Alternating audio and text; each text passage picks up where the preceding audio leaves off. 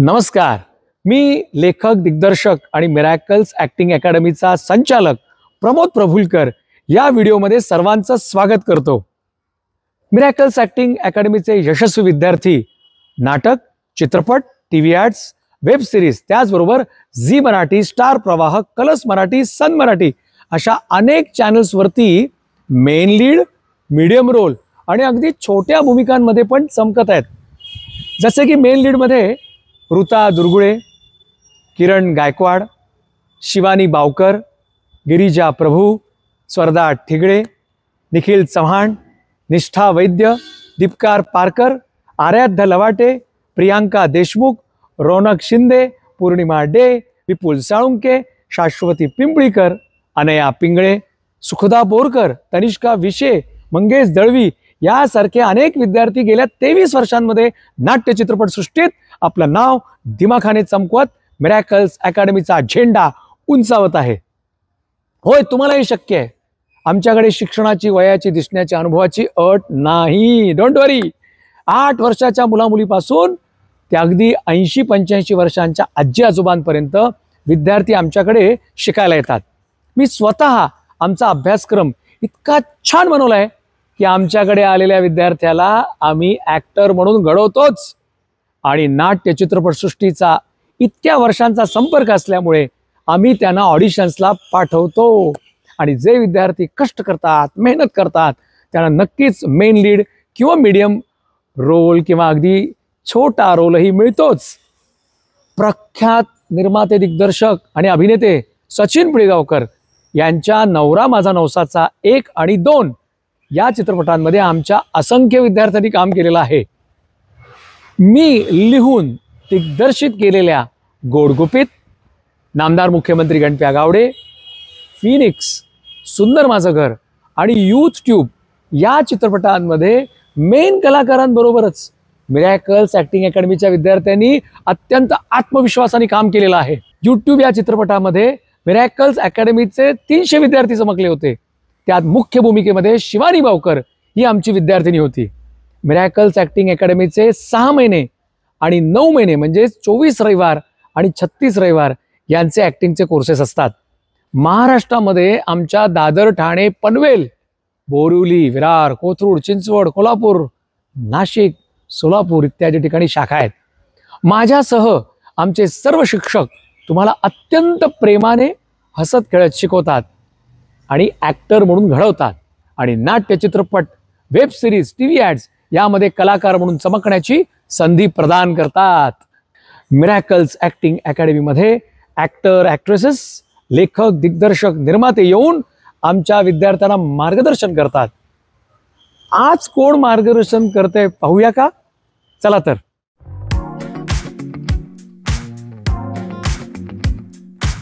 कमल हसन हा एवढा मोठा दिग्दर्शक, साऊथचा फार मोठं, जसं आपल्याकडे बच्चन साहेब आहेत इतकं त्याला मानतात.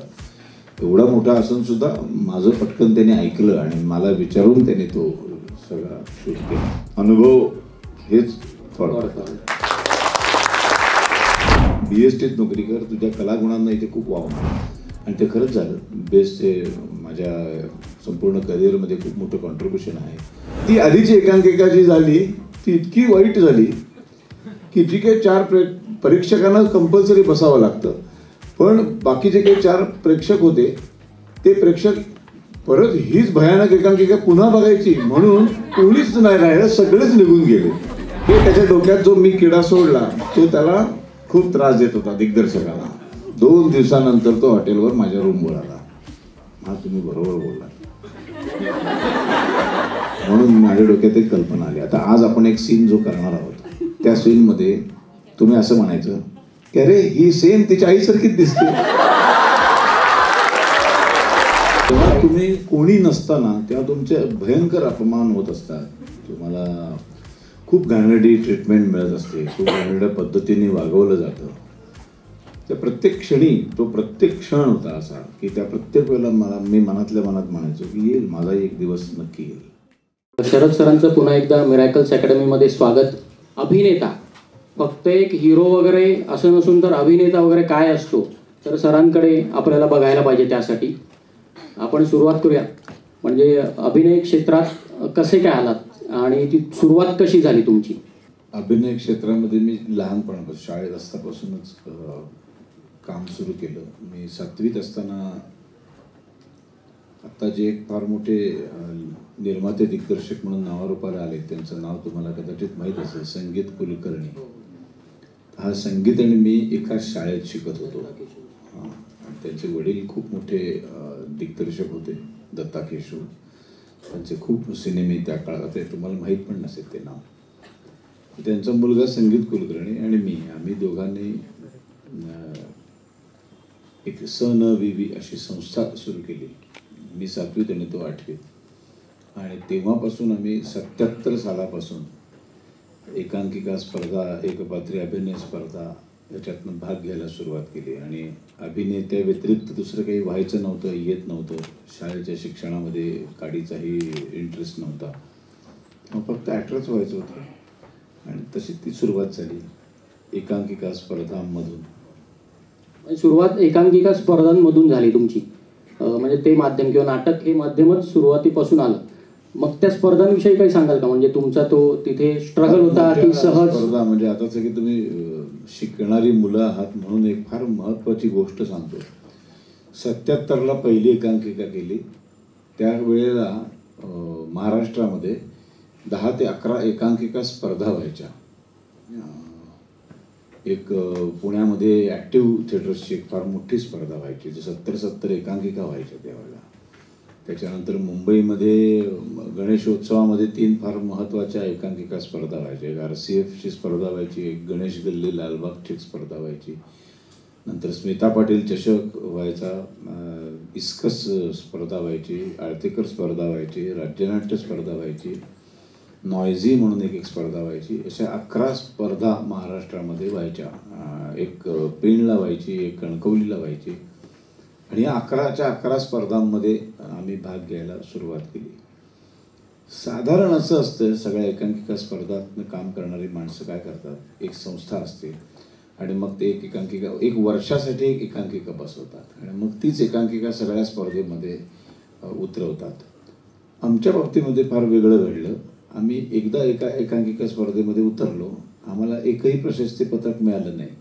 की आम्हाला असं वाटायचं त्यावेळेला की ही एकांकिकाच वाईट होती, आम्ही काही वाईट केलं असं आम्हाला कधीच वाटलं नाही. त्यामुळं आम्ही मग दुसऱ्या स्पर्धेसाठी दुसरी एकांकिका बसवायचो, मग त्यालाही काहीच मिळायचं नाही. मग पुन्हा आम्हाला वाटायचं की परत तीच एकांकिका वाईट आहे. असं करता करता वर्षाला 11 स्पर्धांमध्ये 11 वेगवेगळ्या एकांकिका सादर केल्या जायच्या. बक्षीस कधीच मिळालं नाही. प्रशस्ती, उत्तेजनार्थ प्रशस्तीपत्रक सुद्धा कधीच मिळालं नाही. 77 ते 89 मला अभिनयाचं प्रशस्तीपत्रक आपल्या नावाचं बघण्यासाठी 77 ते 89 इतकी वर्ष वाट बघावी लागली. दरवर्षी 11 एकांकिका, एक आळतेकर आणि एक राज्यनाट्य स्पर्धेचं नाटक. त्याचा प्रचंड मोठा फायदा झाला. त्या काळातल्या सर्व स्पर्धेच्या परीक्षकांचा मी अत्यंत आभारी आहे की त्यांनी बक्षीस दिलं नाही. त्यामुळं काय झालं की सातत्याने नवीन एकांकिकांचा शोध घेण्याची प्रक्रिया सतत सुरू राहिली. नाहीतर 77, 78, 1980 आणि पुढे 9 वर्ष म्हणजे 9, 4, 13.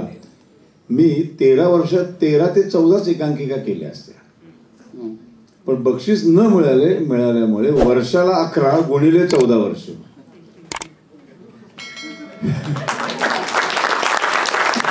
एकांकिका केल्या गेल्या.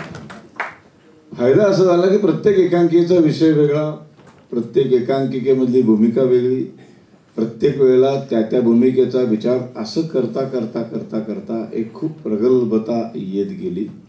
आणि मग हळूहळू असं लक्षात यायला लागलं की नाही, एकांकिकेमध्ये खूप गोष्टी सामावलेल्या असतात.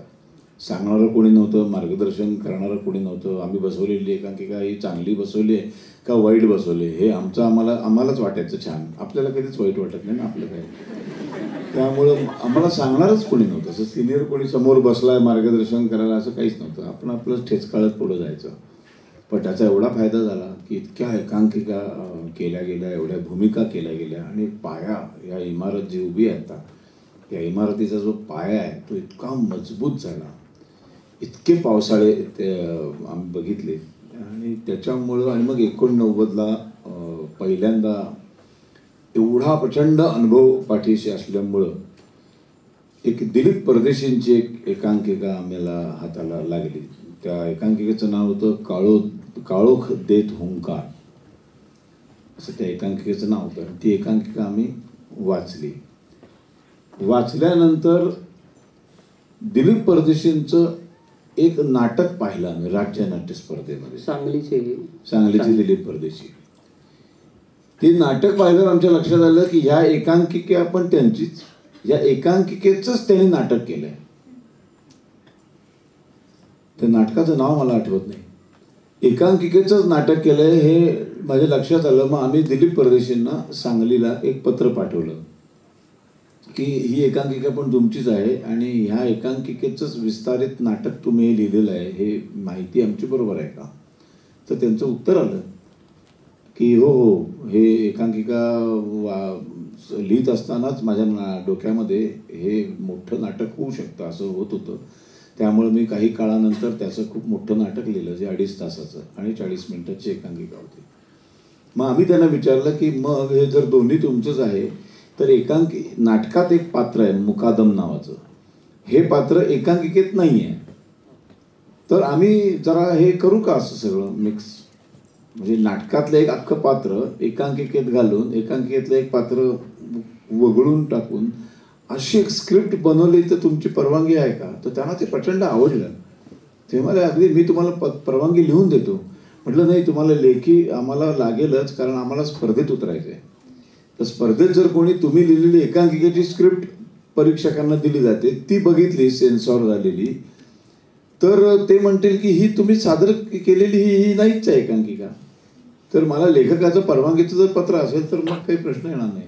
आणि त्यांनी आम्हाला रीतसर खूप कौतुक केलं आणि खाली तुम्ही माझ्या दोन्ही एकांकिका आणि नाटकांचं एकत्रीकरण करून जे काही करताय ते खूप स्तुत्य आहे, ह्यालाच खरं तर नाट्य चळवळ म्हणतात, हीच क्रिएटिव्हिटी असते. नाही, तुम्ही करताय, खूप चांगली गोष्ट आहे, मला याचा खूप आनंद झाला आहे. आणि हे जे काही करून झाल्यानंतर एक फायनल हात मारण्यासाठी माझ्याकडे पाठवा. आणि मग आम्ही ते सगळं केलं आणि ते सांगलीला पाठवलं आणि त्यांना एवढं आवडलं ते, त्यांनी एकही त्यातली ओळ चेंज केली नाही आणि त्या एकांकिकेला सेन्सॉर करून आणलं. आता हे फक्त दिलीप परदेशीने आम्हाला माहिती, हे बाकी कोणालाच माहीत नाही. आणि मग एकांकिका स्पर्धेमध्ये आम्ही उतरलो आणि आमच्या दुर्दैवाने किंवा नशिबाने एकाच दिवशी 5-5, 6-6 एकांकिका असतात. एकाच दिवशी दिलीप परदेशींच्याच 2 एकांकिका, एकाच लेखकाच्या 2 एकांकिका, एक जी ओरिजिनल आहे लिहिलेली ती एका संस्थेने सादर केली, पाठोपाठ तीच एकांकिका आम्ही सादर केली.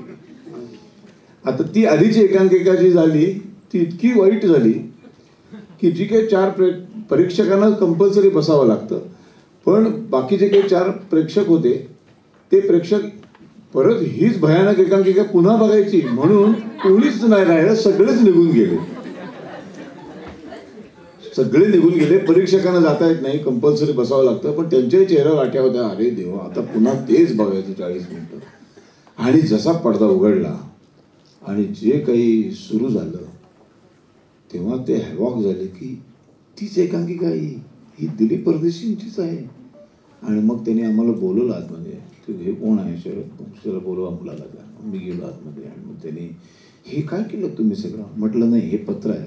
ते पत्र वाचल्यानंतर ते परीक्षक म्हणाले, वा क्या बात आहे. आणि काहीच नाही, एवढंच बोलले सगळं. आणि मग त्या वर्षी जे आत्तापर्यंत आमचा नेहमीचा अनुभव होता की आम्हाला बक्षीस कधीच मिळालं नव्हतं त्या एकांकिकेपर्यंत. आणि मग त्या वर्षी रात्री 2 वाजता सगळ्या एकांकिका स्पर्धा संपली आणि बक्षीस समारंभाला सुरुवात झाली. आता तो काळोख देत ओंकारचा जो आधी केलेला ग्रुप तो इकडे बसलेला होता आणि आम्ही आपले कधीच मिळत नाही त्यामुळे शांत बसलो. तर नंतर सवय झाली. पहिल्यांदा असं व्हायचं, अरे आपलं नाव नाही आलं. नंतर एवढ्या वर्षामध्ये कधी आलेलंच नाही, त्यामुळे आपण आपले असतो एक सदर भरायला म्हणून एकांकिका असते आपली, म्हणून आम्ही आपले बसून होतो असे शांत. आणि परत त्याप्रमाणे त्यांनी सर्वोत्कृष्ट एकांकिका प्रथम क्रमांक काळोख देत ओंकार, तर आम्ही तसेच बसले होतो. आम्हाला वाटलं आमची त्यांना मिळणार ते. तर ते अख्खा ग्रुप तो असं जल्लोष करून ओरडला तर ते परीक्षक म्हणाले तुम्ही नाही, तुम्ही.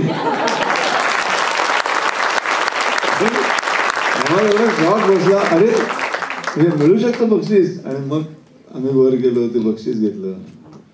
मग ते मुकादमचा रोल मी केला होता, त्या रोलसाठी मला सर्वोत्कृष्ट अभिनेताचं बक्षीस मिळालं. 77 पासून एवढ्या एकांकिका केल्यानंतर माझ्या आयुष्यातलं पहिलं अभिनयाचं सर्वोत्कृष्ट अभिनेताचं बक्षीस 101 रुपयाचं त्याला कॅश होती आणि ते मला मिळालं. हे सांगायचं कारण असं की अजिबात निश्चित राहा, बक्षीस वगैरेवर काहीही अवलंबून नसतं. उलट बक्षीस मिळाली नाही तरच इथे मुलाखतीला बोलवलं. 30 सेकंद बळी वगैरे देण्यात 30 काळ्या बंबाळा ऊल पडत असतो बळी देतात. ती सवाईला पण सवाईला पहिली ती माझीच होती.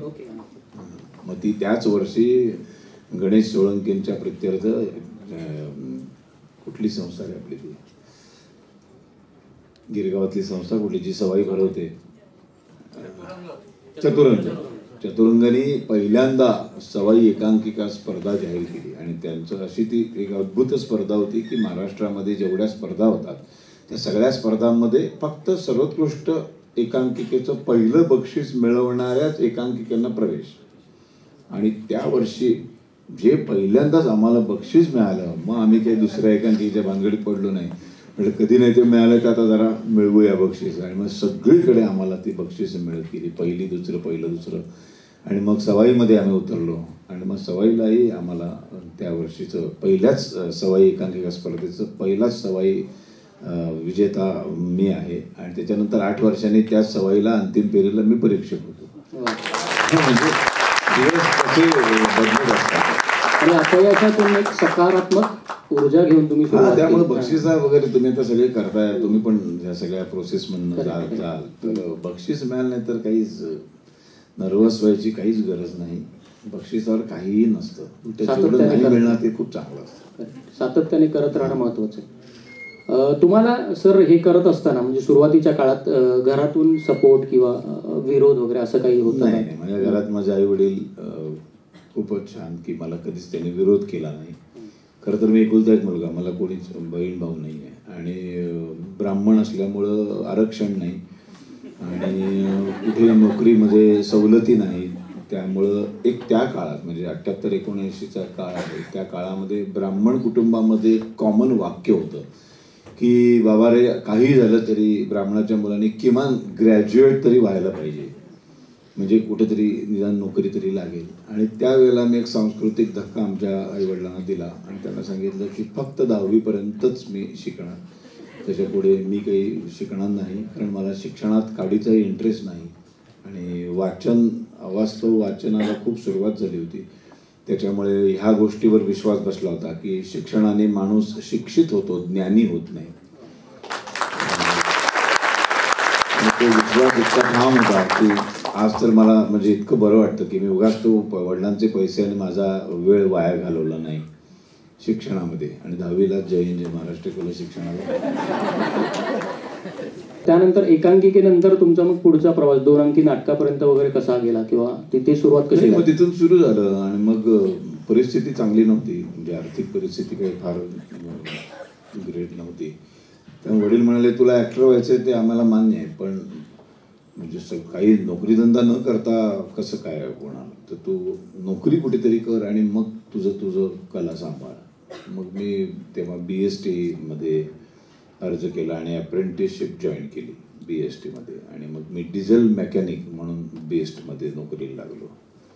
मी 89ला नोकरीला लागलो आणि 95-96ला नोकरी सोडली. 6-7 वर्षांची मी डिझेल मेकॅनिक म्हणून मी सकाळी गेल्यानंतर प्रॉपर ते निळे कपडे घालायचो, बस खाली झोपायचो, इंजिन काढायचो, गिअर बॉक्स बदलायचो, टायर बदलायचो. हे सगळं काम मी 7 वर्ष नोकरी केलेली आहे.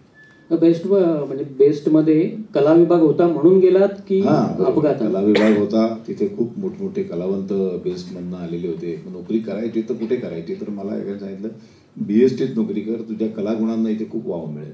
आणि ते खरंच झालं. बेस्टचे माझ्या संपूर्ण करिअरमध्ये खूप मोठं कॉन्ट्रीब्युशन आहे. BST मध्ये सुनील दत्त BST मध्ये होते, जॉनी वॉकर BST मध्ये होते, श्रीना पेंडसे BST मध्ये होते, प्रभाकर लक्ष्मण मयेकर BST मध्ये होते. असे खूप माणसं BST मधनं. आत्ताचे प्रशांत दामले BST मध्ये होता, अरुण नलावडे BST मध्ये होता, अविनाश नारकर BST मध्ये होता. खूप कलाकार दिलेत BSTने. सर तुमचा एक किस्सा इंटरव्ह्यूमध्ये जॉनी वॉकर आणि गुरुदत्त यांचा तुम्ही सांगितलं होतं बसमध्ये प्रवास करत असताना. तो जॉनी वॉकर कंडक्टर होते आमच्याकडे BST मध्ये, आणि 65 नंबरचे बसचे डबल डेकरचे ते कंडक्टर होते. आणि त्या काळामध्ये जरी मोठमोठे कलाकार डिरेक्टर्स वगैरे सुद्धा बसनी वगैरे प्रवास करायचे. राजकमल तिथे शूटिंगला गुरुदत्त साहेब बसमधनं त्याच 65 नंबरमधनं बस पकडून राजकमल स्टुडिओमध्ये उतरायचे. आणि हा जो प्रवास होता त्यांचा गुरुदत्त साहेबांचा, तो प्रवासामध्ये बरोबर ती वेळ असते, त्याच वेळेला त्याच बसमध्ये जॉनी वॉकर कंडक्टर म्हणून खूप टाइमपास करायचे. ते खूप बडबड करायचे. कंडक्टर असताना तिकीट काढताना खूप मजा करायची. सगळेजण त्या बसमधले प्रवासी खूप एन्जॉय करायचे. म्हणजे आवडायचे त्यांना की ही बस पकडली की हा कंडक्टर आपल्याला खूप आनंद देत, हसवतो. आणि ते सगळं आवडलं गुरुदत्त साहेबांना. आणि एक दिवशी ते उतरताना कंडक्टरला म्हणाले की माझ्या सिनेमात काम करशील का, इथे स्टुडिओ आहे आमचा. तर जॉनी वॉकर गुरुदत्तला म्हणाला की मी काम करीन, पण नोकरी सुटल्यानंतर येईन तुमच्याकडे, कारण BSTची नोकरी नाही सोडणार मी. की संपली माझी ड्युटी, संपते. माझे 2 ट्रिप असतात, वडाळा ते विटी. ह्या 2 ट्रिप झाल्यानंतर जर चालणार असेल तर मी येतो. तर गुरुदत्त साहेबांनी ते मान्य केलं आणि बसनी जॉनी वॉकर साहेब पहिले जायचं. मला वाटतं कागज के फूल आणि प्यासा या 2 सिनेमामध्ये त्यांची एंट्री झाली. ते 2 सिनेमे होईपर्यंत BSTत ते नोकरी करत होते आणि कंडक्टरचीच नोकरी करत होते. आणि 2 सिनेमे इतके सुपर डुपर हिट झाले. सरजो तेरा टकराए या दिल डुबाए ही गाणी इतकी पॉप्युलर झाली. आणि मग मात्र त्यांना कंडक्टर म्हणून नोकरी करणं अवघड गेलं, कारण मग लोक खूप त्रास द्यायला लागले. आणि मग तेव्हा गुरुदत्त म्हणाला की काळजी करू नकोस, माझ्या प्रत्येक सिनेमात तू असशील, आता तू नोकरी सोडलीस तरी चालेल. मग त्यानंतर त्याने ती नोकरी सोडली. म्हणजे संधी कधी चालू नाही, तुमच्या टॅलेंट असेल. सुनील दत्त आमच्याकडे रात्री सगळ्या बस दिवसभर फिरून झाल्या की रात्री येतात. आणि मग दिवसभराचं बसमध्ये किती डिझेल संपलंय याची एक नोंद करायला एक माणूस बसवलेला असतो. प्रत्येक बस डेपोत आली की ती बघायचं किती सकाळी किती डिझेल होतं, 500 लिटर होतं आणि आता 250 राहिले, आणि कुठून कुठे फिरून आले, अशी सगळ्याची एक नोंद असते. आणि मग परत सकाळी जाताना ते डिझेल फुल करून जायचं असतं. ते नोंद करणारा जो एक माणूस असायचा, तो जॉब होता सुनील दत्तांचा. आणि सुनील दत्त जाईपर्यंत, म्हणजे पुढे ते सिनेमात खूप मोठे स्टार झाले, त्याच्यानंतर ते खासदार झाले, तरी सुद्धा दरवर्षी दसऱ्याला दादरच्या वर्कशॉपमध्ये सुनील दत्त साहेब सर्वांना भेटायला यायचे. दरवर्षी शेवटपर्यंत त्यांनी कधी चुकवलं नाही आणि कधी ते विसरले नाहीत आपलं मूळ कुठे होतं ते.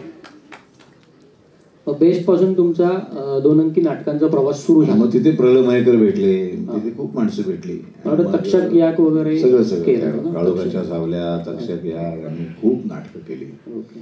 आणि मग वेगळंच. आणि मग ते काळोखाच्या सावल्या नाटक बघायला म्हणजे अंतिम फेरीमध्ये परीक्षक होते आपले नेपथ्यकार रघुवीर तळाशीकर, आणि कलावैभव मोहन तेंडुलकरांची संस्था, त्यांचं नाटक होतं 50वे, म्हणजे संस्थेचं 50वे व्यावसायिक नाटक.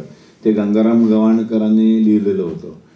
त्याचं नाव होतं वरून सगळे सारखे. ते फॅन्टॅसी होती की 2 माणसं चुकीची माणसं मरतात, ज्यांचा मृत्यू आलेला नाही आहे, पण त्यांना घेऊन जातो यम वरती. आणि स्वर्गात गेल्यानंतर तो ब्रह्मदेव म्हणतो की अरे ह्यांचा मृत्यूला वेळ आहे अजून, तू यांना कुठे घेऊन आलास, तर यांना परत नेऊन सोड खाली. तर ते परत खाली जाताना इंद्राचं वज्रास्त्र पळवतात. आणि मग तिथून खरी गंमत सुरू होते. मग इंद्र म्हणतो आता मला ते वज्रास्त्राशिवाय मी कसा राहणार. आणि मग तो पृथ्वीवर जायला निघतो. मग जाताना तो सोबत रंबेला घेऊन जातो, यम पण येतो. अशी ती 4 जणांची टीम, नारद असतो बरोबर मार्ग दाखवायला.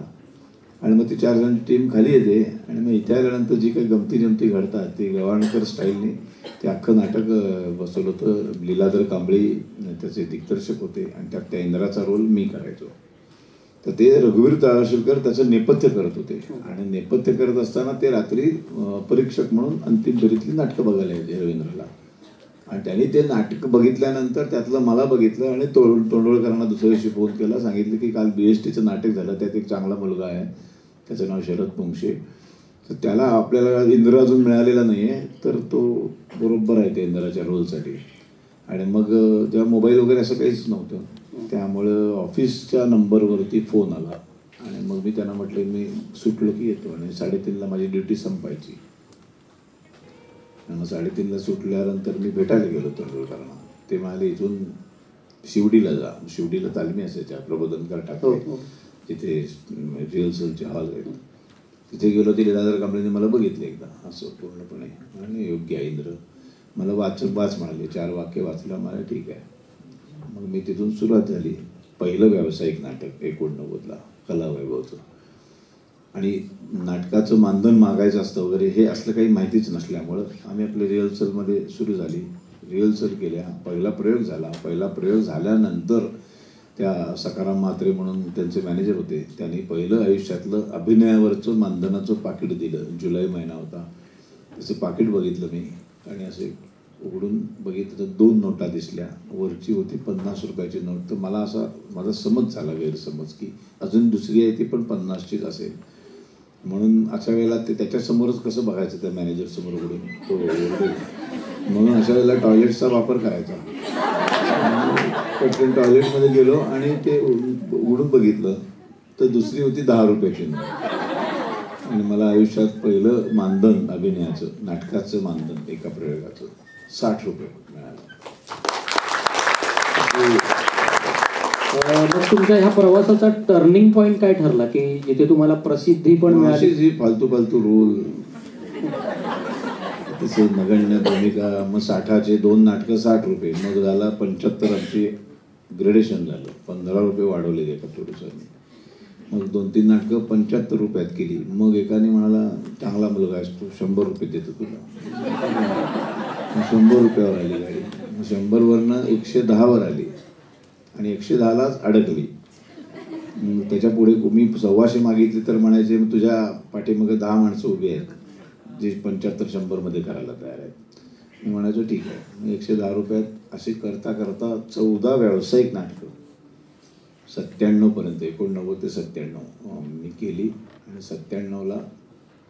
98ला एप्रिल महिन्यामध्ये मला उदय धुरत माऊली प्रोडक्शनचे निर्माते ते म्हणाले की मी एक नाटक करतोय, नथुराम गोडसे बोलतोय, तर तू वाचनाला ये.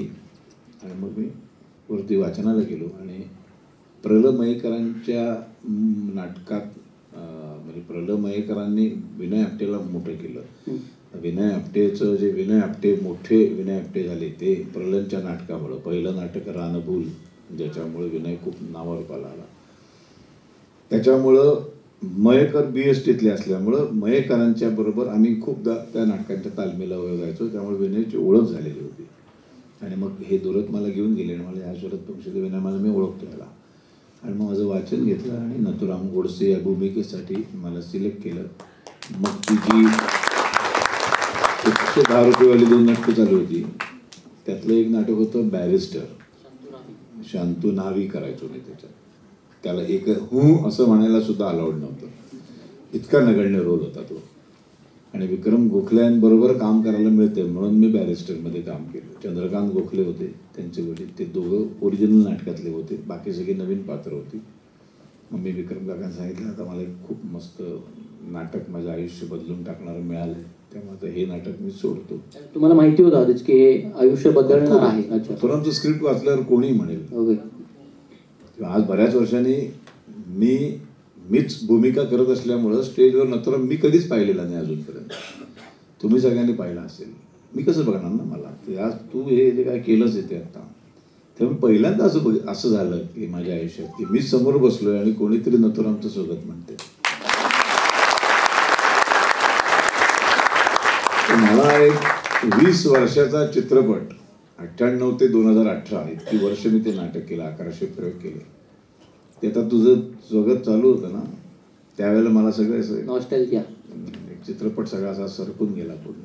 आणि ह्या नाटकाच्या वेळी म्हणजे पुस्तक आपलं जे आहे त्यात थोडं वाचलं मी सुरुवातीला, तर कॉम्पिटिटर होते तुम्हाला, मला वाटतं प्रसाद ओक या नाटकात खूप लोक होते, 40 कलाकार त्या भूमिकेसाठी आलेले होते. ते असं तर असतंच ना. ते आयुष्यात काही म्हणजे असा काही ट्रिगर पॉइंट आहे की त्यांनी पेटून उठलात आणि आता करूनच दाखवतो, किंवा असं काही झालंय का की म्हणजे काहीतरी घडलंय आपल्या नाटकात काम करत असताना किंवा या क्षेत्रात असताना आणि कोणीतरी काहीतरी बोललंय?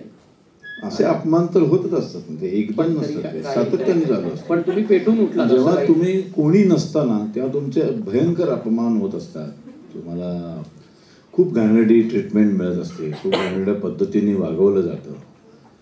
त्या प्रत्येक क्षणी तो प्रत्येक क्षण होता असा की त्या प्रत्येक वेळेला मी मनातल्या मनात म्हणायचो की येईल, माझा एक दिवस नक्की येईल.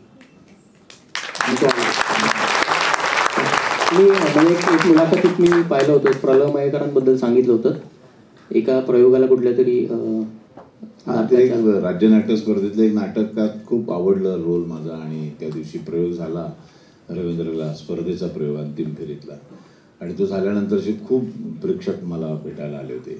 आणि मयेकर नंतर सगळे झाल्यानंतर मयेकर मला असं म्हणाले की हा जो काय अनुभव तू घेतलास हा शेवटचा बरं का, तू काही मोठा ॲक्टर वगैरे होऊ शकणार नाहीस, त्यामुळं अशी गर्दी तुला अनुभवायला मिळाली ही शेवटची. तर मी त्यांना म्हटलं, तुम्ही मला नाही देणार ना भूमिका, कधी नका देऊ, काही प्रश्न नाही, पण तुम्ही एक दिवस बघा अशीच गर्दी माझ्या नाटकानंतर मला भेटायला आलेली झाली. आणि बरोबर काही वर्ष गेली मध्ये, आणि मयेकर BSTतली नोकरी संपली आणि मग ते रत्नागिरीला जाऊन स्थायिक झाले, आणि आमचा नथुरामचा दौरा सुरू झाला आणि रत्नागिरीत प्रयोग लागला आणि मयेकर नाटक बघायला आले. नाटक बघून झाल्यानंतर जी रांग लागायची भेटायला, जवळजवळ 1-1 तास मी नुसतं असं बसून असायचो आणि अशी एक रांग लागलेली असायची नाटक संपल्यानंतर मला भेटायला, पाया पडायला. आणि त्या दिवशी मयेकर नाटक संपल्यानंतर भेटायला आले आणि मी त्यांना म्हटलं 2 मिनिटं थांबा, आणि ते 25 मिनिटं उभे होते. 2 मिनिटं थांबा आणि ती रांग संपे ना, ते 25 मिनिटं मयेकर ते सगळं बघत उभे होते. बोलायची काही गरजच लागली नाही का, कशाला शब्दात व्यक्त करायचं, कृतीतून सगळं दिसून आलं त्यांना. प्रामाणिक प्रयत्न, डोळे भरून आले होते त्यांचे त्या दिवशी. नथुराम करताना त्याचा अभ्यास कसा केला तुम्ही त्या पात्राचा, किंवा त्याच्यासाठी काय केलं? नाही, फार मोठा ऍडव्हान्टेज होता की नथुरामचे जे बंधू होते, ज्यांनी 22 वर्ष जन्मठेप भोगली, ते 98ला जिवंत होते. गोपाळ गोडसे, सिंधुताई जिवंत होत्या, त्यामुळे त्यांच्याबरोबर गप्पा मारायचो मी खूप. पुण्यात जाऊन त्यांच्याकडे जाऊन बसायचो आणि मग सगळं नथुरामबद्दल ते सांगायचे की माझा दादा, म्हणजे अण्णा म्हणायचे त्यांना, तो अण्णा कसा होता, तो कसा बसायचा, कसा उठायचा, कसा, खूप गोष्टी त्यांनी मला त्यांच्या घरातल्या खाजगीतल्या अशा खूप गोष्टी सांगितल्या. त्याचा सगळ्याचा उपयोग झाला नथुरामची भूमिका करताना. आणि सिंधू आणि गोपाळ गोडसे पहिलाच प्रयोग 98चा 10 जुलै असे पहिल्या रांगेत बसले होते, आणि एक क्षण असा आला नाटकात की इतकं रंगून गेली लोक, इतके इन्व्हॉल्व झाले सगळे नाटकामध्ये, त्या भूमिकेमध्ये, की त्या सिंधुताईंनी खाली बसून पहिल्या रांगेतनं शिवाजी मंदिरला स्टेजवरच्या मला हाक मारली, अण्णा म्हणून. त्याच्यासारखी दुसरी पावतीच नाही. म्हणजे ही भूमिका मी कशी करतोय हे आता त्यानंतर मला कोणीच सांगायची गरज नाही, की त्या बाई विसरून गेल्या की नथुराम गेलेला आहे. हे शरद पंक्ती सगळं ते विसरल्या आणि त्या इतक्या इन्व्हॉल्व झाल्या. आणि सिंधुताई पटकन अण्णा म्हणून अशी हाक मारली होती त्यांनी. आणि मी सगळं जेव्हा वाचलं, मी त्यांची पुस्तकं वाचली, 55 कोटींचे बळी वाचलं, मे प्लीज युअर ऑनर त्यांचं अख्खं कोर्टातलं स्टेटमेंट वाचलं. ते कोणी वाचलं ना, तर कोणालाही लक्षात येईल की का मारलं त्यांनी गांधीजींना. गोळी घालण्याचं समर्थन ना कधी नथुरामने केलं, ना कधी मी केलं. कोणीच कोणाला मारण्याचं समर्थन होऊ शकत नाही, पण मारण्यापाठीमागची कारणं समजून घ्यायला काय प्रॉब्लेम आहे.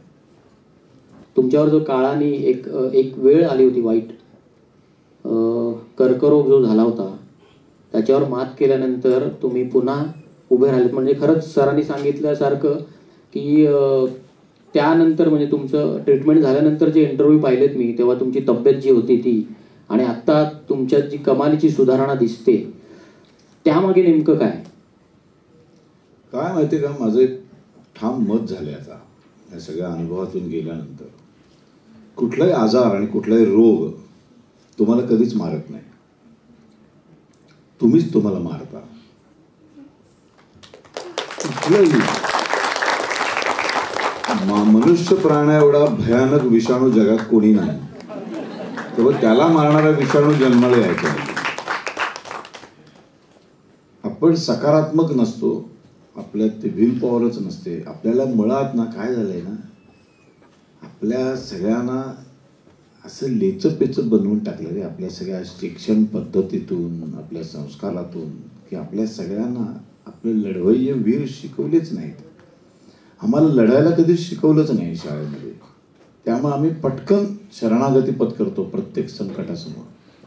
आम्हाला एक गाल पुढं केलं की दुसरा गाल पुढं करायला शिकवलं गेलं.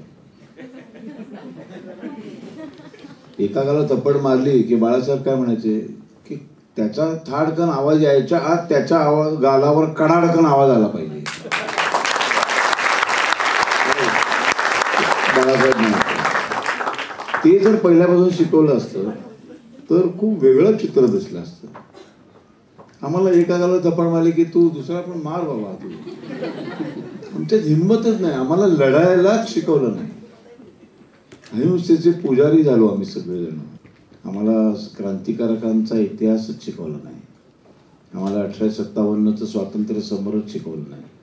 म्हणजे आपण कुठल्या लेवलला गेलो बघा. ते कसं कसं अशी लेचीपिची माणसं तयार झाली. लढायची हिंमत पाहिजे. मुळात कुठलाही रोग झाला, आता मला जेव्हा कॅन्सर झाला तर एक दिवस, मी सामान्यच माणूस आहे, मी पण डगमगलो नक्कीच. एक रात्र माझी भयानक गेली, पण फक्त एकच रात्र भयानक गेली. दुसऱ्या दिवशी सकाळी मी जन्मटे पुस्तक उघडलं, वाचायला सुरुवात केली आणि एवढी ताकद आली माझ्यात. डॉक्टरांना म्हटलं चला आता पटपट पटपट आपण काय ते करायला सुरुवात करू. त्या दरम्यान तुमच्याकडे साधी सिंपल गोष्ट, एक प्रतिकात्मक उदाहरण सांगतो, सगळ्यांनाच उपयोगी होईल ते. आपल्याला एक काम करत असतो आपण, दिवसा उजेडी एखादं काम करत असतो आणि अचानक संध्याकाळ झालेली कळत नाही. कामाच्या इतकं नादात असतो आपण किंवा इतकं रमलेले असतो त्या कामामध्ये की सूर्य मावळलेलं लक्षात येत नाही आणि अचानक अंधार पडतो. आई थांबलं काम आपलं. ते जेव्हा थांबतं ते, तेव्हा एक सत्य आहे एक, की हा सूर्य जो संध्याकाळी 6-6:30ला जो मावळलाय, तो तुम्ही वाटेल ते आकाश पातळ केलं तरी तो पुन्हा 12 तासांनी दुसऱ्या दिवशी सकाळीच उजाडणार आहे. तोपर्यंत तो पुन्हा येणार नाहीये, तुम्ही काय वाटेल ते केलं तरी. पण आपण तो गेलोय, हा अंधार झाला आणि त्याच्यातच आपले पुढचे संध्याकाळी 6 ते रात्री 10 पर्यंत वेळ जातो. पण जर 6 वाजता झाला का अंधार, ओके, मग आता आपल्याला दुसऱ्या सकाळपर्यंत हे काम नाही करता येणार, तर आपण हे 12 तास कसे काढता येतील.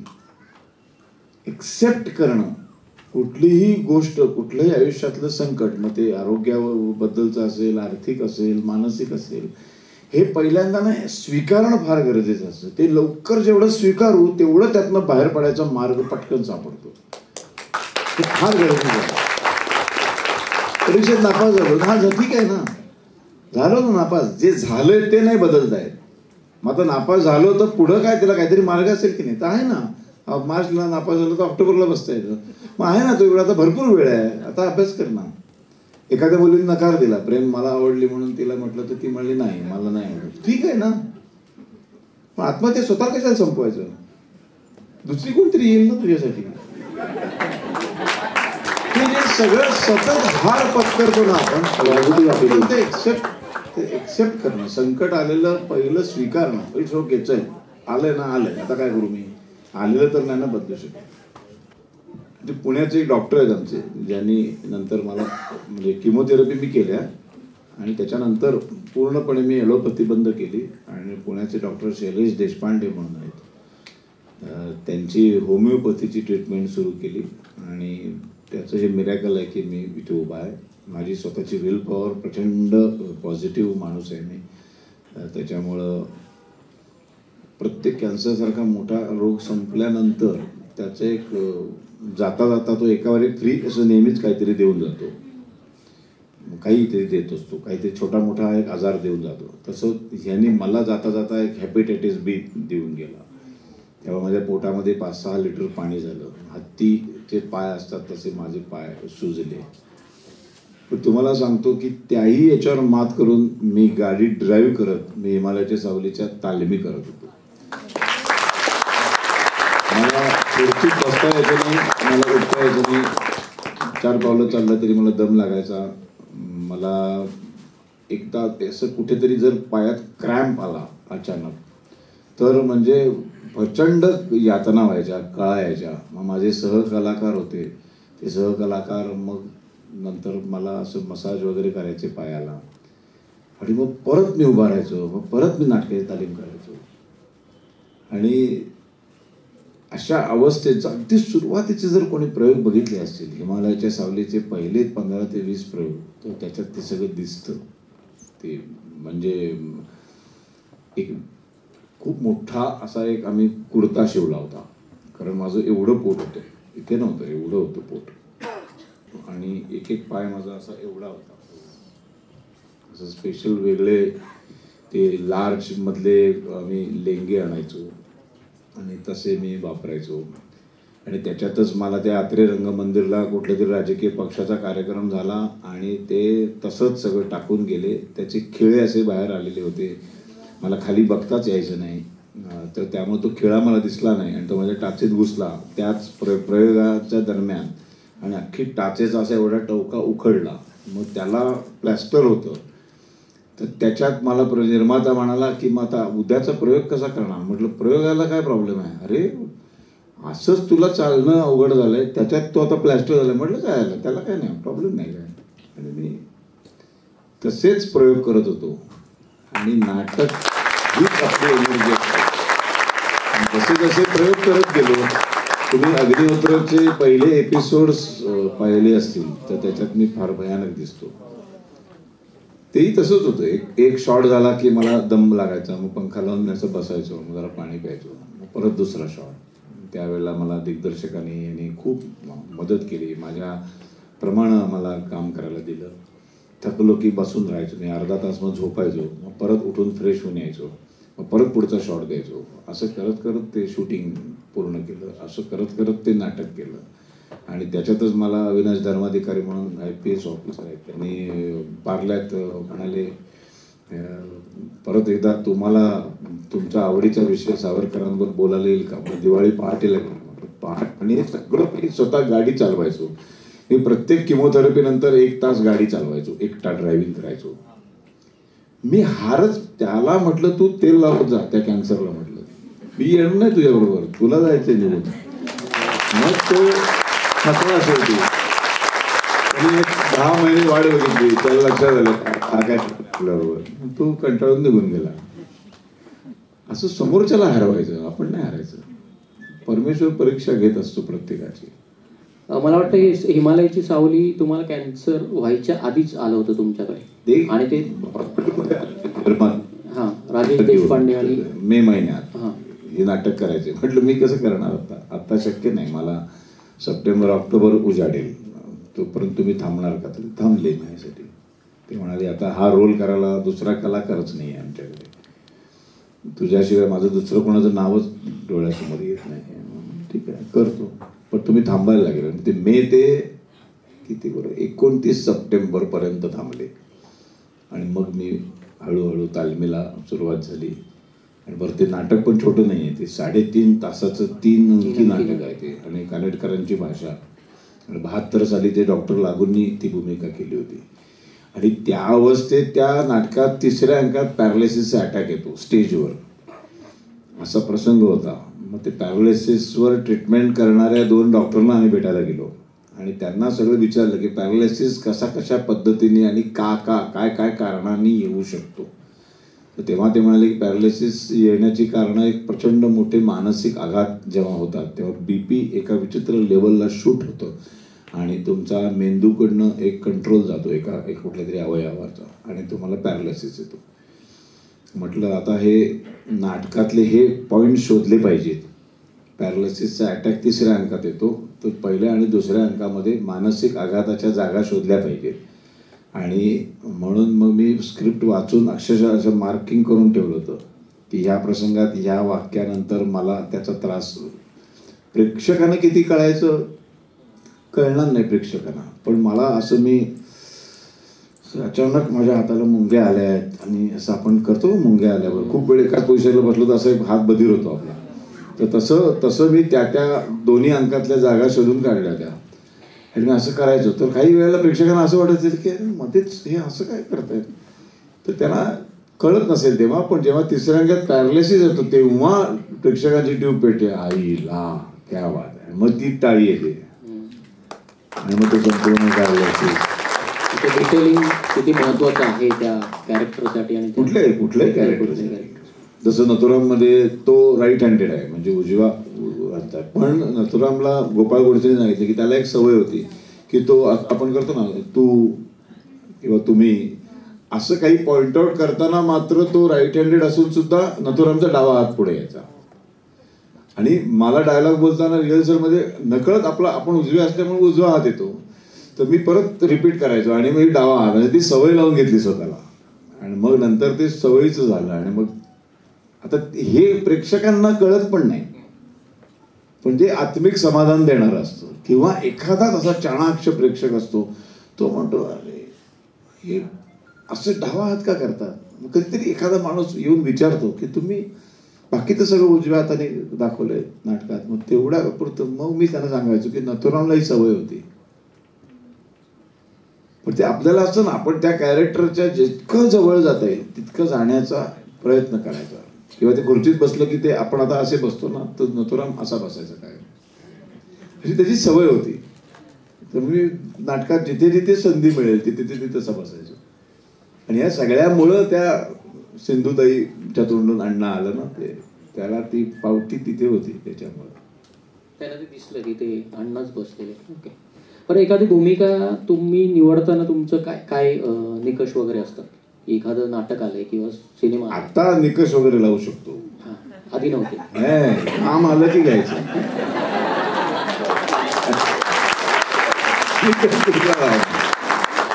काम मागे कुठलाही रोल असू दे रोज म्हणायचं लगेच. पण मग आता काय निकष, म्हणजे आता भूमिका, नाटकाची लेंथ, माझं सेंट्रल कॅरेक्टर आहे की नाही, माझ्यावर नाटक आहे की नाही, माझ्या भोवती फिरणार आहे की नाही, मग तारखा, मग पैसे, आता हे सगळं महत्वाचं. तेव्हा काय तो 60 रुपये ते घेऊन केलंच ना काम. इंद्र दिला, एकदा नाव्याचा रोल केला, एकीकडे इंद्राचा रोल केला, एकीकडे रंभा होती, तिकडे कोणी वस्तारा होता बरोबर. बरं, या क्षेत्रात कोणी गॉडफादर वगैरे किंवा तुम्हाला असं सपोर्ट केला असं? नो गॉडफादर, अनुभव हेच गॉडफादर. बरं, या क्षेत्रात कोणाला मानता, म्हणजे गुरुस्थानी कोणाला बघता असं काही? शिकलो मी खूप, विक्रम काकांकडनं खूप शिकलो, यशवंत दत्तांच्या सहवासात खूप काळ घालवला. या 2 माणसांकडनं खूप गोष्टी चांगल्या शिकायला मिळाल्या. माहिती नाही सगळ्यांना माहिती आहे की नाही, पण सर एका राजकीय पक्षाचे पण कार्यकर्ते आहेत, उपनेते आहात ना. पण मग तिथे जिथे सुरुवात झाली ती कशी झाली की तिथे जावंसं, किंवा एखादा किंवा समाजकारण किंवा राजकारण? ह्या RSS मध्ये होतो आणि आमच्याकडे एक RSS एक मोठी जागा आहे भाईंदरच्या पुढे, केशव सृष्टी म्हणून, खूप 600 एकर जमीन एका डॉक्टरने दान दिली. आता तिथे रामभाऊ माळगी प्रतिष्ठान आहे आणि खूप उत्तम कार्य RSSचं चालतं. तर ती जागा जेव्हा विकत, म्हणजे नवीन जेव्हा मिळाली संघाला, तेव्हा तिथे रोपटी बिपटी लावण्याचं काम करायचं. तेव्हा मी 9वी 10वीत होतो आणि तिथून ते काम चालूच होतं. आणि मग एक असा तिथे खूप मोठा प्रसंग घडला आणि त्यावेळेला 1000 आम्ही तरुण मुलं सगळे स्वयंसेवक एकाच दिवशी RSS मधनं बाहेर पडलो. आणि बाहेर पडलो आणि आमचे एक गुरु होते डॉक्टर शिरीष ठाकूर.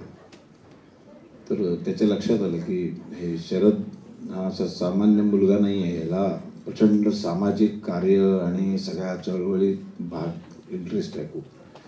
तर हे जे त्याच्या आत जे आहे दडलेलं आहे ते आता संघातनं बाहेर पडल्यामुळं हे सगळं थांबलंय तर हा उद्रेक होईल कधीतरी, तर काहीतरी याला वाढ दिली पाहिजे. आणि मग तो मला 83 का 84 साली दसऱ्याच्या दिवशी मला म्हणाला, चल आज तुला एक गंमत दाखवतो. आणि म्हणून तो मला भाईंदरवरनं दादरला घेऊन आला.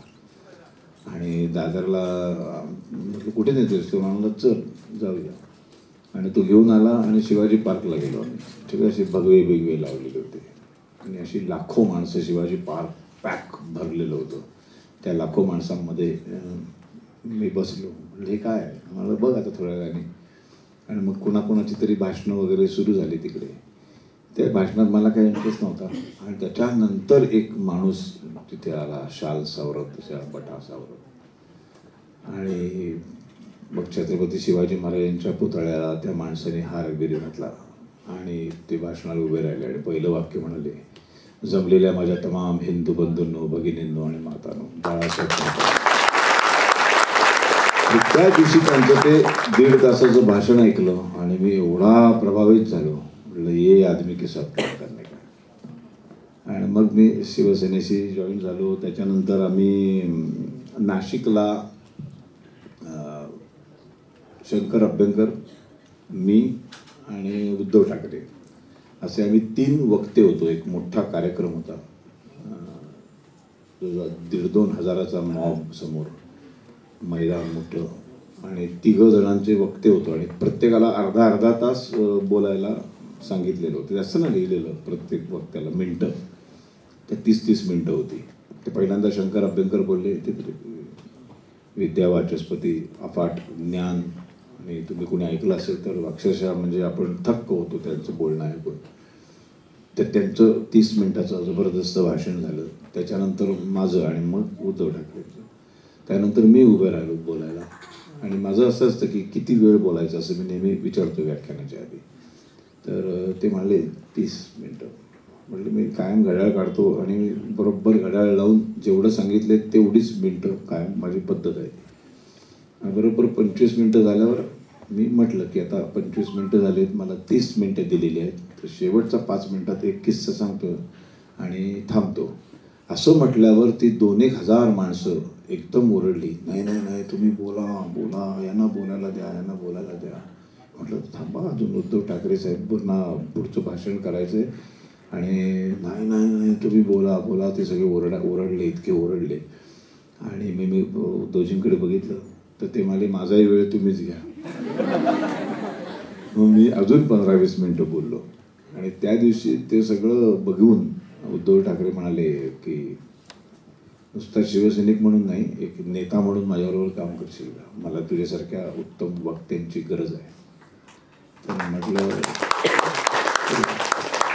तिथून मुंबईला आलो आणि लगेच पुढच्या महिन्यात त्यांनी सेना भवनला बोलवून घेतलं आणि मग उपनेते पद वगैरे सगळं ते ठीक आहे. ब्लॉक होम हा एक तुमचा चित्रपट येऊन गेला, त्यात तुमची वेगळीच भूमिका होती. ते 18 वर्षाखालील मुलं जेव्हा गुन्हे करतात तेव्हा त्यांना सुधारगृहात ठेवलं जातं. इथे माटुंग्याला आहे बघा, ते तुम्ही बघितलं असेल, त्या ब्रिजच्या खाली ते सुधारगृह आहे. आता ते निर्भया हत्याकांडातल्या एका मुलाला केवळ तो वयाच्या खालचा होता म्हणून 3 वर्ष सुधारगृहात ठेवून सोडून दिलं. तर अशा सुधारगृहामध्ये जसं एक मुलांचं असतं तसं एक मुलींचं सुधारगृह असतं. आणि एक भीषण वास्तव आहे आपल्या देशात की अशा मुलींच्या सुधारगृहात ज्या 18 वर्षाखालील मुली ठेवल्या जातात त्यांचा सप्लाय केला जातो वेश्या व्यवसायासाठी. आणि त्याच्यावर ते पिक्चर होतं म्हणून त्याचं नाव होतं ब्लॅक होम. आणि तिथे जो काम करणारा वॉर्डबॉय होता, त्या वॉर्डबॉय रोज एका मुलीवर रेप करत असतो. ती भूमिका मी केली होती.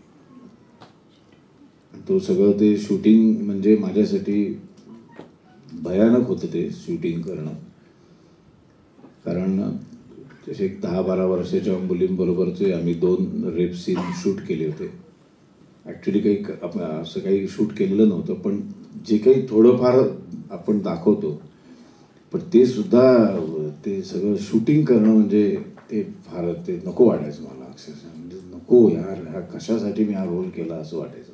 एखादी भूमिका करताना आपल्याला त्रास सुद्धा होतो एखाद्या पात्राचा किंवा त्या खूप होतो character चा. तसं त्रास. आणि म्हणजे ते सगळं भयानक होतं ते. पण पण चित्रपटात असं होतं की त्याशिवाय ते सत्य बाहेर येणार कसं.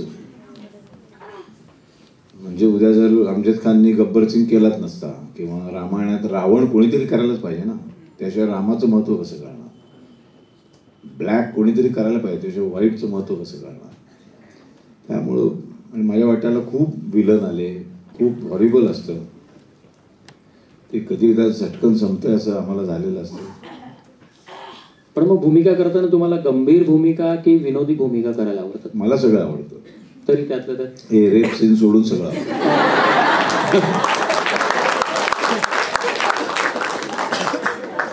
चित्रपटाचा प्रवास तुमचा कसा सुरू झाला? म्हणजे पहिला एकदा तर असं होतं की ज्यांनी पैसे टाकले होते, काहीतरी 1 करोड रुपये फायनान्स केला होता आणि त्या सिनेमात मी खलनायक होतो आणि एक कोणतरी ठेवलेली असते एक बाई माझी आणि मी जातो संध्याकाळी फार्म हाऊसवर, मग ती येते वगैरे असं काहीतरी ते होतं. आणि तो फायनान्सर प्रोड्युसर असं समोर बसलेला होता. त्या बाईबरोबर मला तो दिग्दर्शक दाखवायचा आहे, जरा असं असं करा, असं तिला खेचा वगैरे. मी आपलं का तू दाखवशील ते मी करणार, माझं ह्या बाबतीत मी स्वतःचं काही नाही, तू दाखव. मग त्या बाईला विचारतो हे दाखवलं हे चालणार आहे तुम्हाला. मग त्या बायका म्हणलं हो त्यांनी सांगितलं नो प्रॉब्लेम असं त्या बायका सांगतात. हे सगळं झालं चालू होतं जेव्हा, तर तो समोर माणूस बसला होता. आता मला हे माहितीच नव्हतं, तो प्रोड्युसर आहे मला माहित होतं, पण ही त्याचीच बायको आहे हे मला शेवटी कळलं.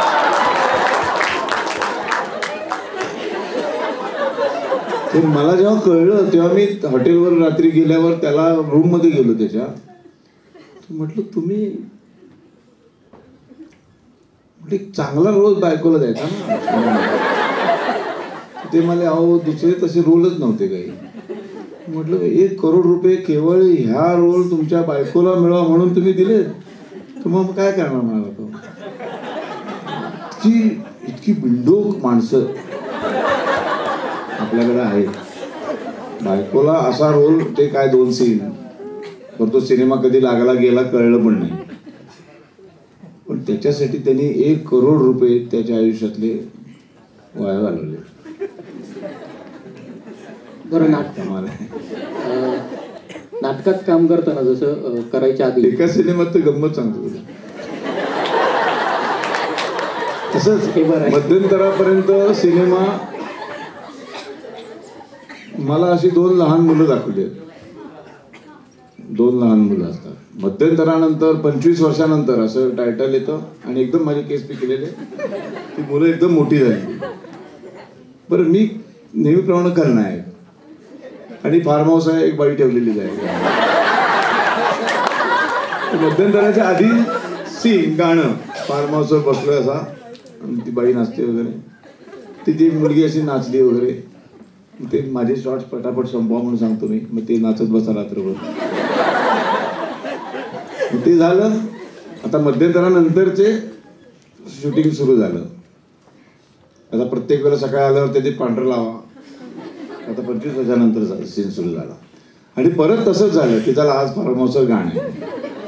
तर मला वाटलं काय आता वेगळी बाई असणार ना, म्हणजे 25 वर्षाची तीच मुलगी आली त्याच वयातली.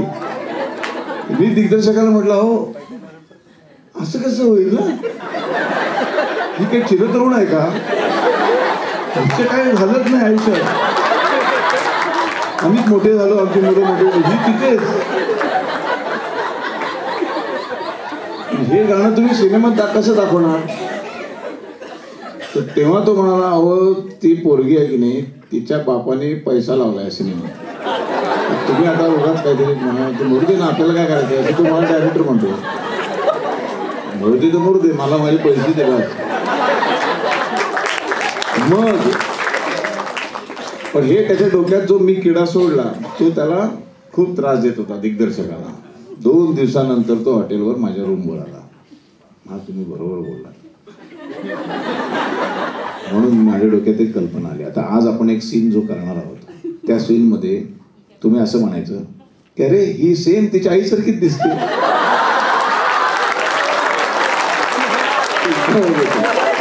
किंवा सगळं ओके होणार. त्या वाट तसं एकदा अलका कुबल आणि मी बरेच खूप सिनेमे केले, तर मी परत खलनायक त्याच्यात. तर नवरा बायको असून मी खलनायक. ही सगळी बायकोची प्रॉपर्टी हडप करायला तिच्यावर आळा देतो आणि पोलीस येतात तिला पकडायला. तर तो पोलीस आला इन्स्पेक्टर, तो लाल रंगाच्या मारुती 800 घेऊन अटक करायला आला. तर मी डायरेक्टरला म्हटलं, अरे मारुती 800 मधनं असं नाही होत. तो मला, हो आता ही प्रोड्युसरची गाडी आहे, गाडी आणणार म्हटलं, हो असं नाही होत, अटक करा. नुसतं भेटायला आला तर तो कुठल्याही गाडीने येऊ शकतो, पण अटक करायला युनिफॉर्म मध्ये आलाय. एक तर तो एकटा येऊन डायरेक्ट बाईचा हात असा असं नाही, तिथे एक लेडी हवालदार लागते. मला आहे का, लेडी हवालदार कुठं आणला, ते तुमचा प्रश्न आहे, मी कुठं. मग मॉब मधली एक बाई तिला धरून आणली, तिला एक साडी नेसवली, साधारण खाकी दिसेल अशी. तर तिने कुठेतरी वेगळ्याच रंगाचं ब्लाऊज घातलं होतं. तर मी त्यांना म्हटलं, अहो हवालदार बाई आहे, फुला फुलांचं ब्लाऊज आणि असं नाही हो, म्हणजे त्याला युनिफॉर्म आहे त्यांचा. तो डायरेक्टर म्हणला, एक काम करूया, त्या बाई सांगितलं असा पदर घे आणि ते खोच, म्हणजे ब्लाऊज दिसणारच नाही. मग मारुती 800 वरनं नाही म्हटल्यानंतर दुसरी गाडी आणली, ती पण अशीच कुठली तरी वेगळीच गाडी आणली, जी पोलिसांकडे कधीच नसते. मग त्याच्यावर पण माझ्यावर खूप चिडला, तुम्ही प्रत्येक गोष्टीवर म्हणाला तुम्ही ऑब्जेक्शन घेतला. म्हटलं, हो असं नाही, काही टेक्निकल गोष्टी असतात ना, बाकीचे पोलीस दाखवलाय तुम्ही, महाराष्ट्र पोलीस. ते म्हटलं, बघणारे लोक तोंडात शिव्या देतील आपल्याला, आणि मला दिलो मी सीन नको. म्हणून आता काय करूया, बाईक चालू. पण म्हटलं, बाईकवरनं इन्स्पेक्टर आला, एका बाईला अटक केली, ती काय अशी बसणार का, म्हटलं मिठी मारून बसणार होती का, बेड्या घालून ती बसणार कशी पाठी. शेवटी त्यांनी गाडी हा विषयच रद्द केला, नुसतं अटक केली, तिथे संपवला. असा तुम्ही धाडस दाखवलं होतं हेरामच्या वेळी सुद्धा. मला वाटतं आपण भेटलो होतो तेव्हा तुम्ही बोलला होता की तुमचा जो सीन होता, तुम्हाला जो दिला होता, तो वेगळ्या प्रकारे दिला होता आणि तो ऍक्च्युअल हवा होता वेगळ्या प्रकारे. तुम्ही कमल हसन सोबत किंवा जाऊन बोलला होता. गांधी हत्येचा सीन त्यांनी काहीतरी वेगळा शूट करणार होते ते माझ्या लक्षात आलं. मी कमलजींना म्हटलं की असं काही घडलेलं नव्हतं, तर हे चुकीचं करतोय आपण. तेव्हा ते म्हणाले, शुअर. म्हटलं, 100%, माझा अभ्यास आहे त्यातला. मग त्यांनी सगळी पुस्तकं मागवून घेतली, शूटिंग त्या दिवशीचं रद्द केलं. आम्ही उटीला शूटिंग करत होतो आणि मग दुसऱ्या दिवशी जसं मी सांगितलं तसा हेराममध्ये तो अख्खा गांधी हत्येचा सीन शूट केला गेला. म्हणजे एवढा मोठा कमल हसन हा एवढा मोठा दिग्दर्शक, साऊथचा फार मोठं, जसं आपल्याकडे बच्चन साहेब आहेत ते उतकं त्याला मानतात, एवढा मोठा असून सुद्धा माझं पटकन त्याने ऐकलं आणि मला विचारून त्याने तो सगळा शूट केला. मुळात तुम्ही ते धाडस केलं, म्हणजे त्यावेळी तर एक तुम्ही नवीन धाडस आपल्या रक्तातच वेगळं करावं लागत नाही. बरं सर, शेवटचं एक विद्यार्थ्यांना काय मार्गदर्शन कराल की या क्षेत्रात जे नवीन येऊ पाहतायत त्यांना काय सांगाल की काय तुमची तयारी असावी किंवा काय करायला हवं? एक गोष्ट सांगतो की हे जे प्लॅटफॉर्म असतात, म्हणजे आता मिरॅकल अकॅडमी आहे किंवा अशा अनेक वर्कशॉप असतात, आणि इथे आल्यानंतर तुम्ही खरंच कलावंत आहात का, आपल्यामध्ये खरंच कला आहे का, का आपल्यामध्ये कला नाही आहे, का आपला गैरसमज झालाय, कळलं? कारण प्रत्येक मूल हे लहानपणी कलाकारच असतं, ते गातं, ते नाचतं. मी पण लहानपणी डान्स केले असतील, मी पण सगळं केलं असेल, म्हणजे मी डान्सर नाही. सचिन तेंडुलकर पण डान्स करत होता लहानपणी, किंवा गाणं म्हणत होता, म्हणजे तो गायक नाही. मी क्रिकेट खेळत होतो, म्हणजे मी क्रिकेटर नाही. पण आपल्याला सगळ्यांना, प्रत्येक आईवडिलांना असं वाटतं की आपली मुलं सर्व गुण संपन्नच आहेत. तर ते खरंच आहेत का? आपण हे इथे आल्यानंतर परफेक्ट कळतं. इथे आल्यानंतर इथल्या शिक्षणानंतर कळतं की आपण ह्या क्षेत्रात काम करायचं का नाही करायचं. आपल्या भविष्यातला आपला वेळ पैसा इथे घालायचा की नाही घालायचा, हे अतिशय योग्य वयाच्या टप्प्यावरती अशा अकॅडमी खूप उपयुक्त ठरतात. आणि इथे आल्यानंतर समजा असं झालं की मला लक्षात आलं की नाही, ॲक्टर होणं हे माझं काम नाही, हे जरी तुम्हाला कळलं आणि त्यानंतर तुम्ही कधीही परत या क्षेत्राकडे वळला नाही, तरी हे यश आहे या अकॅडमीचं. नाहीतर काय होतं, हे कळायलाच आयुष्याची 40-45 येते आणि तेव्हा कळून उपयोग होत नाही. तोपर्यंत तुम्ही पूर्णपणे फ्रस्ट्रेशन आलेलं असतं आणि मग तुम्ही व्यसनाधीन होण्याची शक्यता दाट असते. तुम्हाला कामही चांगली मिळत नाही, मागं फिरता येत नाही. आयुष्यात कसं आहे ना, पुढं जातो आपण वयाच्या बाबतीत, परत मागं नाही फिरता येत. परत एकदा 25शीला जाऊन परत एकदा नव्याने इनिंग सुरू करेन असं होत नाही आयुष्यात. गेलेला दिवस गेला. त्यामुळं इथे आल्यानंतर हे स्वतःला आजमावा की आपण आपल्यात खरंच काय कलागुण आहेत, ते खरंच डेव्हलप होऊ शकतात का आणि त्याच्यावर आपण करिअर करू शकू की नाही, याचा एक ठाम निर्णय तुम्हाला इथले कोर्सेस संपल्यानंतर घेता येतील. ह्याच्यासाठी हा प्लॅटफॉर्म अत्यंत उपयुक्त आहे. माझ्या वेळेला असलं काही नव्हतं, पण आता आहे. तुम्ही या, यांच्या कोर्स आणि खूप चांगल्या पद्धतीने सांगतात. आमच्यासारखी माणसं बोलवतात जे आम्ही तुम्हाला, आणि एक सांगतो, खूप भयानक वास्तव आहे आज कुठे नोकऱ्या नाहीत, व्यवसाय नाहीत, काही नाही. सगळ्यात सोपं काय आहे तर फिल्म इंडस्ट्रीत काम करणं, आणि हे इतकं सोपं नाही. इथं प्रचंड मेहनत आहे. वयाच्या कुठल्या टप्प्यावर यश मिळेल हे तुम्ही कोणीच सांगू शकत नाही. अमरीश पुरी साहेबांना आयुष्यातला पहिला हिट रोल त्यांची 50शी उलटल्यानंतर मिळाला. जो मोगॅम्बो खुश हुआ हा जो अमरीश पुरींचा रोल, तेव्हा त्यांचं वय होतं 51. नाना पाटेकरांना त्यांच्या आयुष्यातली मुख्य भूमिका मिळून नाना पाटेकर नाव व्हायला वयाची 40शी उलटून गेली होती जेव्हा त्यांना पुरुष नाटक मिळालं. त्यामुळे वयाच्या कुठल्या टप्प्यावर यश मिळेल ह्याची कुठलीच गॅरंटी नाही. यश मिळाल्यानंतर ते टिकेल ह्याचीही कुठलीच गॅरंटी नाही. त्यामुळं तुम्ही सगळ्यांनी आपल्या 2 वेळच्या हमखास हक्काच्या 2 वेळच्या जेवणाची आणि हक्काच्या छपराची व्यवस्था आधी करा आणि मग या क्षेत्रामध्ये पाऊल ठेवा. उगाच भलत्याच गोष्टी करायला जाऊ नका.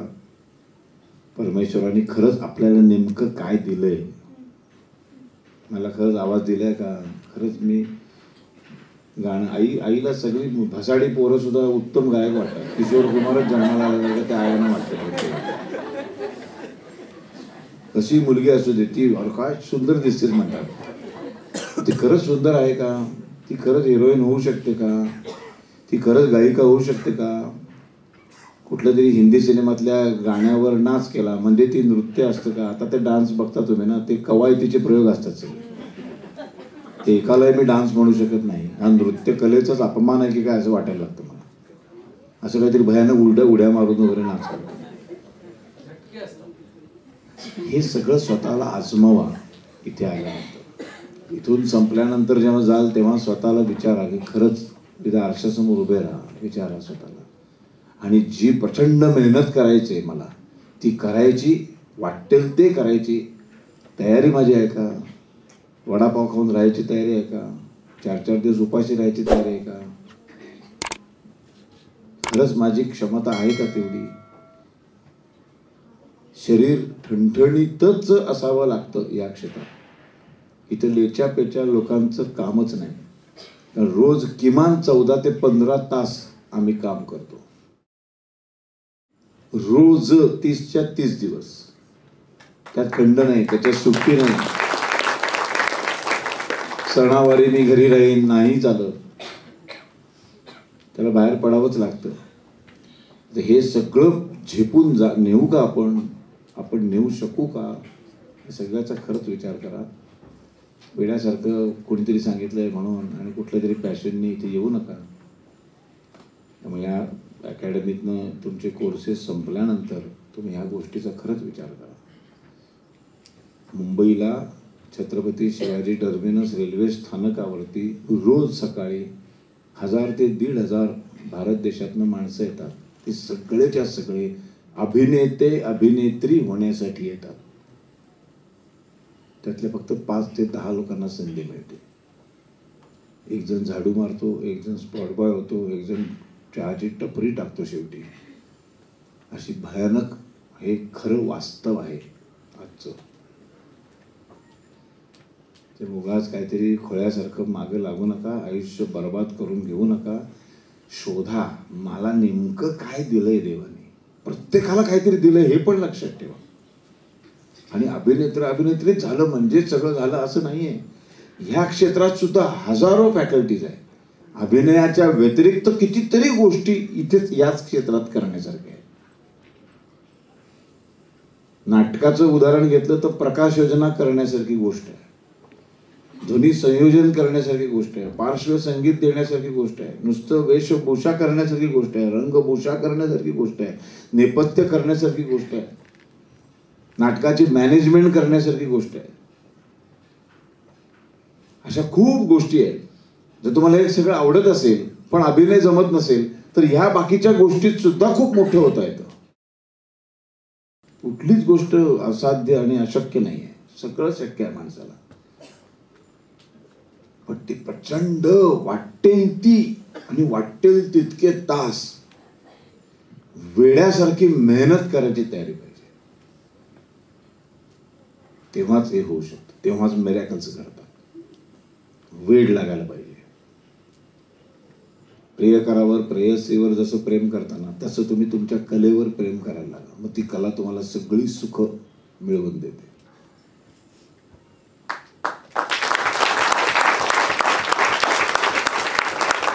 वातावरण गंभीर झालं. हसत खेळत चाललेली मुलाखत डोळ्यात आपल्या अंजन घालून समाप्त होणार आहे. शरद सर, धन्यवाद. तुम्ही मिरॅकल्समध्ये आलात, आम्हाला खूप खूप मोलाचं मार्गदर्शन केलात. खूप खूप आभार.